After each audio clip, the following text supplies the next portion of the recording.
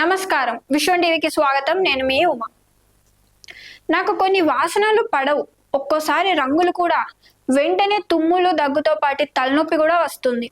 ఇలాంటి సమస్యలు ఉన్న వాళ్ళు ఆహార పరంగా ఎలాంటి జాగ్రత్తలు తీసుకోవాలి అనేది ఇప్పుడు మనం మాట్లాడుకోబోతున్నాం. అలర్జీలకు ప్రత్యేకంగా పాటించాల్సిన ఒక నిర్దిష్ట డైట్ అనేది లేదు. ప్రతి వ్యక్తికి అలర్జీ కలిగించే కారణాలు, ఆహారాలు భిన్నంగా ఉంటాయి. కొందరికి కొన్ని ఆహార పదార్థాలు పడకపోవడం వల్ల ముక్కు నుంచి నీరు రావడం, ముక్కు దిబ్బడ, తలనొప్పి లేదా మైగ్రేన్ లాంటి లక్షణాలు కనిపించవచ్చు.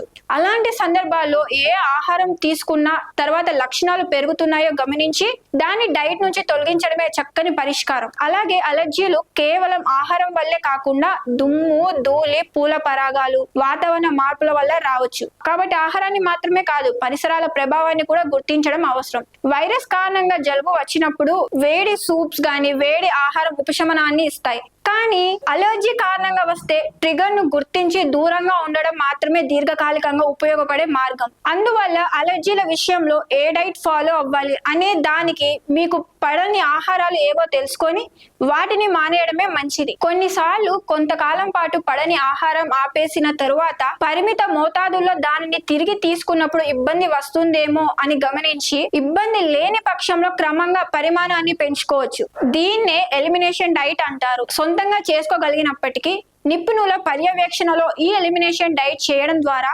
ఆహారపరమైన అలర్జీలు ఉంటే తెలుసుకొని ఆ ఆహారాన్ని మానేయడం వల్ల పోషక లోపాలు రాకుండా ఉంటుంది.